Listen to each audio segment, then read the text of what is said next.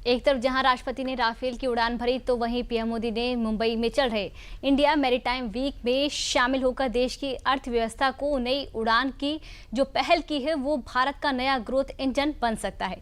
बुधवार को पीएम मोदी ने मैरीटाइम लीडर्स कॉन्क्लेव को संबोधित भी किया। इससे उन्होंने क्या मैसेज दिया, ये रिपोर्ट आपको बताएगी।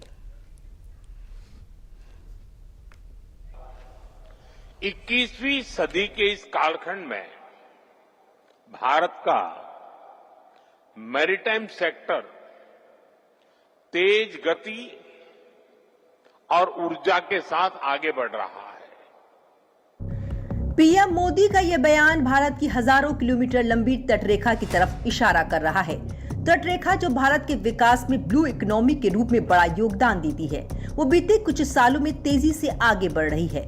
बुधवार को पीएम मोदी भारतीय पोर्ट्स को और भी ज्यादा मजबूती देने के लिए मुंबई में चल रहे इंडिया मैरीटाइम वीक 2025 में शामिल हुए। पीएम मोदी ने मैरीटाइम लीडर्स कॉन्क्लेव को संबोधित भी किया।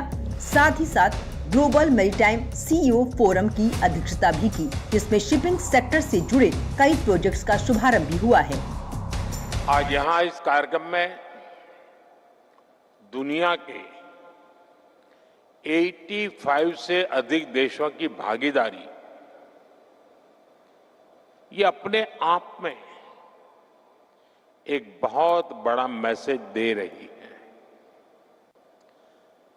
शिपिंग जायंट्स, उसके सीईओ से लेकर स्टार्टअप्स तक और पॉलिसी मेकर से लेकर इन्वेस्टर्स तक इस समय सभी यहां मौजूद हैं। शिपिंग सेक्टर से जुड़े कई प्रोजेक्ट्स का शुभारंभ हुआ है। शिपिंग सेक्टर में हुए लाखों करोड़ रुपए के एमओयूज भी जारी हुए हैं। ये दिखाता है कि भारत के मैरीटाइम सामर्थ्य पर दुनिया का कितना विश्वास है। ग्लोबल मैरीटाइम सीईओ फोरम को इंडिया मैरीटाइम वीक का प्रमुख आयोजन माना जा रहा है। इसमें दुनिया भर की प्रमुख शिपिंग कंपनियों के सीईओ, निवेशक, नीति निर्माता, तकनीकी नवाचारक और अंतर्राष्ट्रीय साझेदार शामिल हुए। मैरीटाइम अमृतकाल विजन 2047 के 4 प्रमुख उद्देश्य हैं: पोर्ट आधारित विकास, शिपिंग और शिप बिल्डिंग, आसान लॉजिस्टिक्स, समुद्री कौशल विकास। हमें गर्व है कि आज भारत के पोर्ट्स डेवलपिंग वर्ल्ड के सबसे एफिशिएंट पोर्ट्स में गिने जाते हैं। कई मामलों में तो वो डेवलप वर्ल्ड के पोर्ट से भी बेहतर प्रदर्शन कर रहे हैं। पीएम मोदी ने नेस्को एग्जीबिशन सेंटर में लगी प्रदर्शनी को भी देखा, जो मैरीटाइम सेक्टर में भारत की प्रगति की दास्तान बयां कर रहा है। और इसी बात से समझा जा सकता है कि आज भारत की पोर्ट्स को डेवलपिंग दुनिया में सबसे एफिशिएंट माना जा रहा है। यहाँ तक कि कई मामलों में भारत ने विकसित देशों को भी पीछे छोड़ दिया है। भारत ने इस साल शिपिंग कानूनों को भी लेकर बड़ा बदलाव किया है। 100 साल पुराने कॉलोनियल लॉ को हटाकर 21वीं सदी के मुताबिक कानून बनाए गए हैं। इस साल भारत के मैरीटाइम सेक्टर में नेक्स्ट जनरेशन रिफॉर्म्स के लिए भी बड़े कदम उठाए हैं। हमने 100 साल से ज्यादा पुराने कॉलोनियल शिपिंग लॉज को हटाकर 21st सेंचुरी के मॉडर्न और फ्यूचरिस्टिक लॉज लागू किए हैं। ये नए कानून स्टेट मैरीटाइम बोर्ड्स को एम्पावर करते हैं, सेफ्टी और सस्टेनेबिलिटी को बल देते हैं और साथ ही पोर्ट मैनेजमेंट में डिजिटलाइजेशन का भी विस्तार करते हैं। ये कार्यक्रम भारत के समुद्री क्षेत्र को नई दिशा देने और देश को ब्लू इकोनॉमी के वैश्विक केंद्र के रूप में स्थापित करने की दिशा में एक बड़ा कदम माना जा रहा है।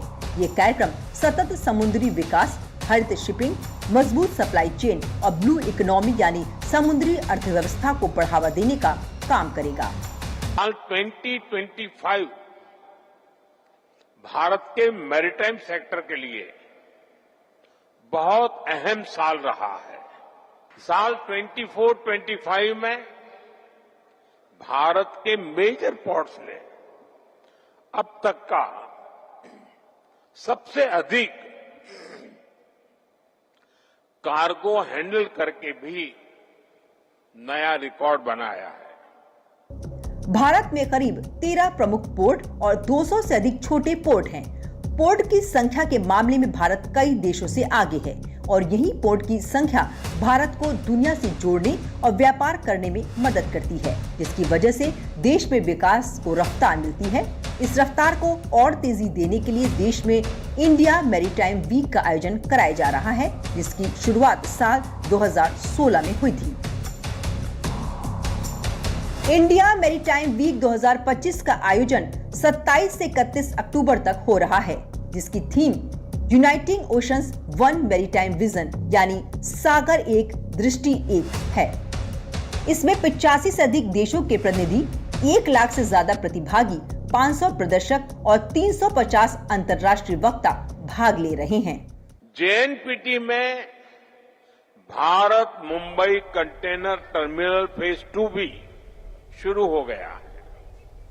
इससे इस टर्मिनल की हैंडलिंग कैपेसिटी 2 गुनी हो गई है और ये भारत का सबसे बड़ा कंटेनर पोर्ट बन गया है। इसका सीधा मतलब ये है कि ये मंच भारत के समुद्र से जुड़े व्यापार, जिसे ब्लू इकोनॉमी कहा जाता है, ये आयोजन उसे नई दिशा देने के लिए दुनिया भर के खिलाड़ियों को एक साथ ला रहा है।